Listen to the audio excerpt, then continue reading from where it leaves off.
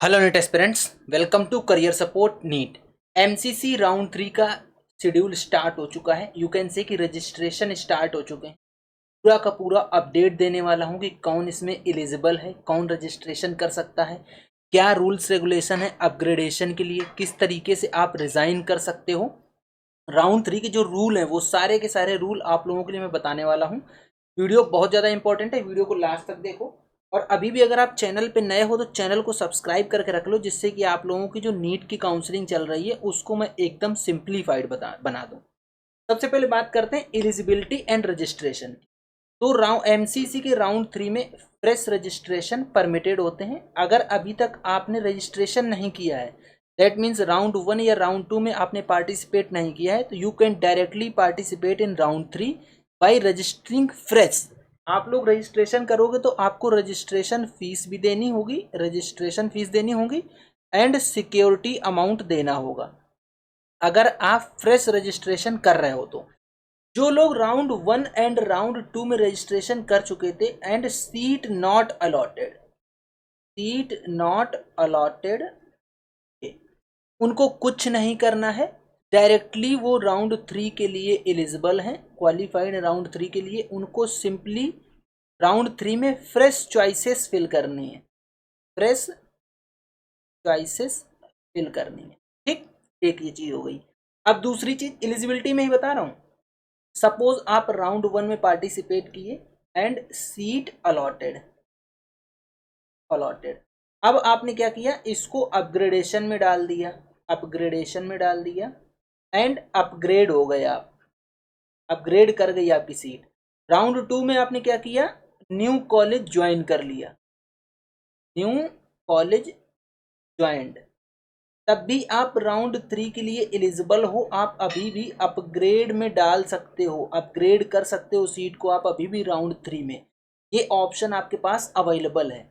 अगर आपको राउंड 1 में सीट अलॉट हुई, जैसे यहाँ पे आपके आगे सीट अलॉट हुई, अपग्रेडेशन में डाला, लेकिन क्या हुआ यहाँ पे, ये वाला अब यहाँ पे लिखता हूँ, नॉट अपग्रेडेड, आप अपग्रेड नहीं हुए, तब भी आप राउंड 3 में फिर से अपग्रेडेशन में डाल सकते हो, अपग्रेडेशन के लिए जा सकते हो।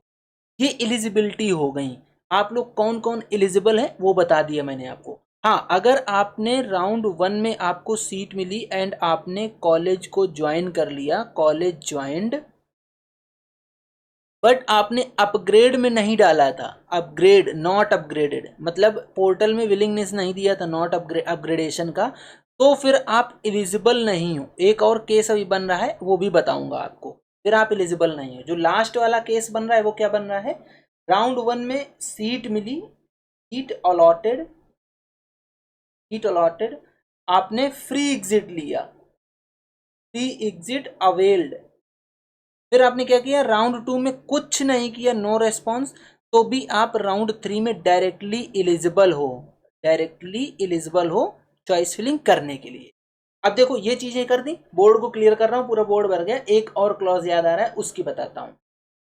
आपने क्या किया, राउंड 1 में सीट मिली आपको, सीट अलॉटेड, राउंड 2 में आपने ज्वाइन कर लिया, मतलब राउंड 1 में सीट मिली, ज्वाइन कर लिया, राउंड 2 में भी ज्वाइन रहे, लेकिन राउंड 2 में आपने यहां से सीट से रिजाइन कर दिया, रिजाइंड फ्रॉम सीट। अब आपका क्या हुआ, सिक्योरिटी मनी फॉरफिट हो गई, सिक्योरिटी मनी फॉरफिटेड। राउंड 2 में ही बात कर रहा हूं। तब भी आप राउंड 3 के लिए एलिजिबल हो, राउंड 3 के लिए एलिजिबल हो विथ न्यू सिक्योरिटी मनी, या you can say full security money, with new security money. आपने राउंड 2 में रिजाइन कर दिया सीट से, मिली हुई सीट से, तो आपकी सिक्योरिटी मनी तो जा चुकी है। अब आप राउंड 3 में फिर से एलिजिबल हो, आप फिर से नई सिक्योरिटी मनी पे करो, नया रजिस्ट्रेशन अमाउंट पे करो, और आप राउंड 3 के लिए एलिजिबल हो। ये हो गई एलिजिबिलिटी की बात। ठीक, अब सिक्योरिटी मनी की बात तो मैंने इसी में इंक्लूड कर ली। अपग्रेड की बात करते हैं। अपग्रेड में क्या कर सकते हो आप, राउंड 3 के लिए अपग्रेडेशन की बात बता रहा हूं। अगर आपको राउंड 1 या राउंड 2 से सीट मिली है तो you can go for upgradation, upgrade कर सकते हो अभी भी। अगर आपको राउंड 3 में सीट मिलेगी तो फिर आप अपग्रेडेशन में नहीं जा पाओगे, क्योंकि राउंड 3 के बाद कोई upgradation not permitted, upgradation not permitted round 3 में जब आपको सीट मिलेगी तो। अब बात कर लेते हैं यहीं पे छोटा सा कॉलम देखिए सिक्योरिटी मनी की। सिक्योरिटी मनी, जो भी आप सिक्योरिटी मनी पे कर रहे हो, अगर आपको सीट अलॉट हो जाती है, सीट अलॉटेड, तो आप सीट नहीं ज्वाइन करते हो तो आपकी सिक्योरिटी मनी चली जाएगी, सिक्योरिटी मनी जब्त हो जाएगी। ठीक, बोर्ड क्लियर कर दूं, फिर आपको बताता हूं। अब जो इंपॉर्टेंट चीज है वो ये इंपॉर्टेंट चीज है कि रिजाइन का क्या रूल है। रिजाइन का रूल ये देखिए, ये यहाँ एक चीज और रिजाइन से बताने से पहले बता देता हूं, राउंड 3 की आपको सीट अलॉट हुई, सीट अलॉटेड, ठीक।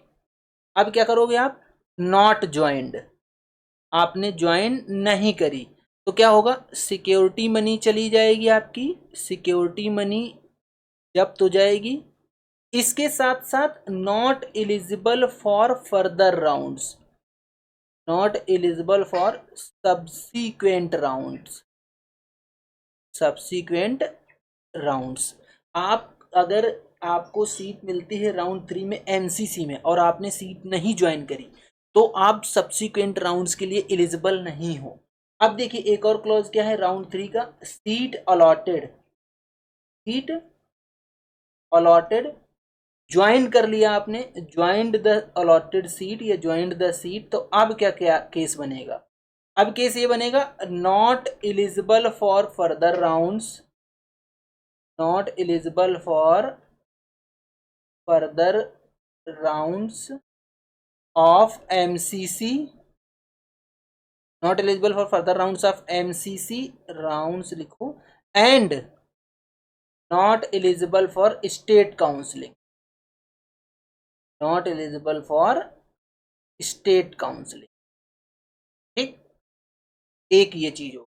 एक और क्लॉज क्या बन रहा है जो कि बहुत इंपॉर्टेंट है, जानना जरूरी है। राउंड 2 में आपको सीट, आपने इसको अपग्रेड में डाला, अपग्रेड में डाला, ठीक, तो आपको सीट अपग्रेड हो गई, अपग्रेड होगी, जैसे राउंड 3 में आपको सीट अपग्रेड होगी तो अब आपको क्या करना होगा, यहां से रिलीविंग लेटर लेना होगा, राउंड 2 के कॉलेज से relieving letter from previous college, और यहाँ से आपकी पूरी की पूरी फीस भी वापस आ जाएगी।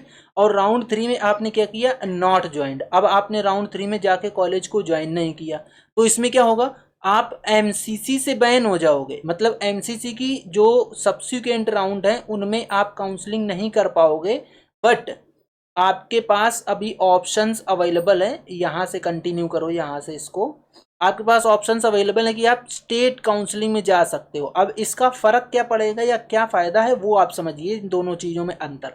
जैसे आपको राउंड एमसीसी में राउंड 3 में कोई कॉलेज मिल गया, लेकिन आपको बेटर ऑप्शन दिख रहा है कि आप स्टेट में बेटर ऑप्शन देख पा रहे हो कि आपको स्टेट में सीट मिल जाएगी, ये जो ओपन स्टेट है जैसे कि यूपी है, यूपी एक ओपन स्टेट है, यहाँ पे आपको दिख रहा है कि आपको सीट मिल जाएगी और कुछ सस्ती सीट मिल जाएगी।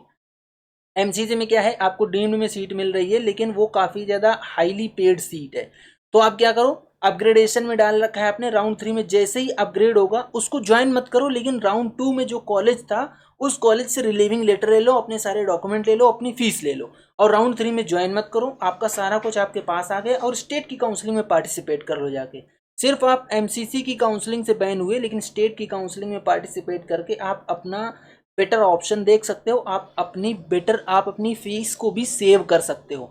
बट क्या सीन होगा यहाँ पे, जो सिक्योरिटी मनी है वो आपकी जब्त हो जाएगी, सिक्योरिटी मनी जो है आपकी राउंड, जो कि एमसीसी में आपने सिक्योरिटी मनी पे कर रखी थी, वो आपकी पूरी की पूरी जब्त हो जाएगी। बात समझ गए आप लोग। अब बात बताता हूं आप लोगों को रिजाइन रूल का, कि रिजाइन का क्या रूल है। राउंड 3 में सिंपल सा फंडा है, नो रेजिग्नेशन, आप रिजाइन नहीं कर सकते हो once you join college, once you join college. सिर्फ राउंड 1 एंड राउंड 2 में ही आप रिजाइन कर सकते हो, राउंड 3 में एमसीसी में रिजाइन का कोई ऑप्शन नहीं अवेलेबल होता है।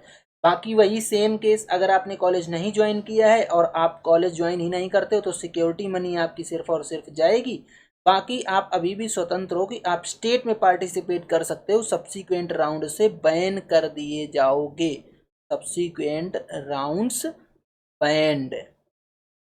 ठीक, ये हो गया आपका रिजाइन का रूल। अब इन सब चीजों को मैं अगर एक समराइज फॉर्म में करके कलेक्ट करके बताऊं तो वो आप लोगों को दिखा देता हूं कि समराइज फॉर्म क्या होगा इसका। ये देखिए समराइज फॉर्म है। राउंड 3 में आपने फ्रेश रजिस्ट्रेशन किया, चॉइस फिलिंग करी राउंड 3 के लिए। Round 2 choices will be treated null and void, आपकी नल एंड वॉइड हो जाएंगी। अब यहाँ पे क्लॉज देखो क्या बन रहा है। राउंड 3 का सीट अलॉटमेंट आ गया। ठीक, सीट अलॉटमेंट आने के बाद अगर आपको सीट नहीं अलॉट हुई तो डायरेक्टली इलिजिबल हो गए आप स्ट्रे वैकेंसी राउंड।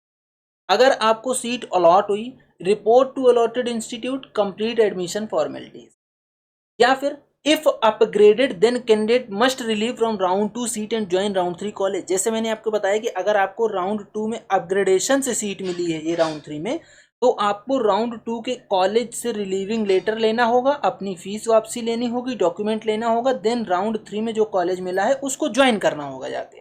ठीक, अगर आपने राउंड 3 की ज्वाइन अलॉटेड सीट कर ली तो आराम से आप अपने इंस्टीट्यूट में पढ़ाई कीजिए और अपना फर्दर चीज़ें आगे चलाइए।